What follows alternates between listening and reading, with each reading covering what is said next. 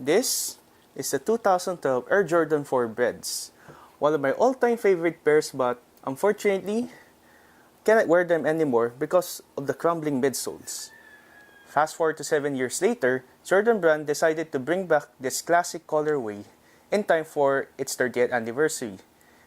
And this we have here is a 2019 version in full OG form with emphasis on that classic Nike Air branding.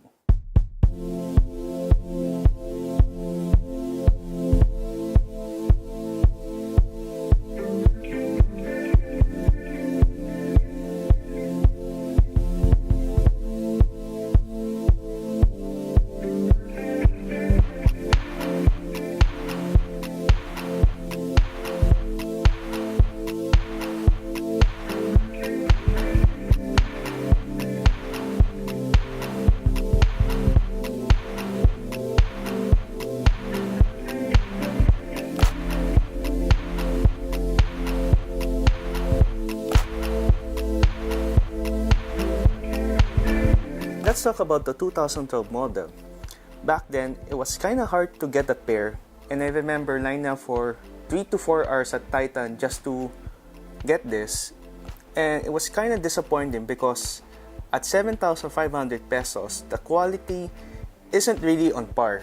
I remember wearing this for 2 or 3 times before the paint started to crack up, and I've been wearing this pair for 2 to 3 months, or I think 4 months before I had to deal with sole separation, which is really annoying. But nonetheless, I still love the pair despite its quality issues.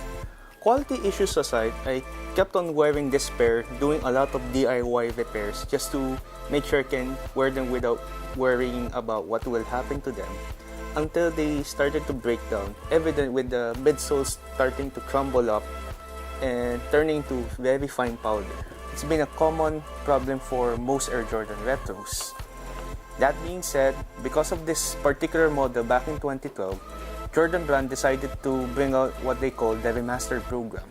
In essence, the Remastered Program's main objective is to bring back the top-notch quality of Air Jordan sneakers from the materials to the original shape back when it was first launched in the late 80s or early 90s. This one came to fruition sometime in 2014 with the Air Jordan 4 Retro Columbias. I remember buying that pair, and I have to admit the quality did improve, although the price jump was really high. In 2012, I mentioned earlier the Air Jordan 4 Breds costed me 7,500. Then in 2014 with the Columbias, the price jumped up to almost 11,000 pesos. Fortunately, Jordan Brand tried to reconsider its pricing, starting with the Air Jordan 4 Winglets 89 in 2015, which dropped down to cost to somewhere around 9,000 pesos, which is much better than 11,000 pesos. Now, fast forward to 2019 with the Air Jordan 4 Breds, its return to OG form.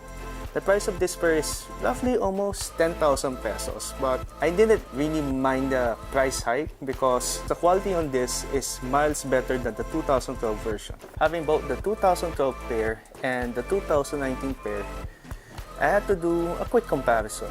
So, all of the things I initially noticed is obviously the Nike Air branding on the heel tab, on the outsole, and also on the insole. I'm not sure if you can see it, but yeah, it's Nike Air. Also, another visual change is the hang tag.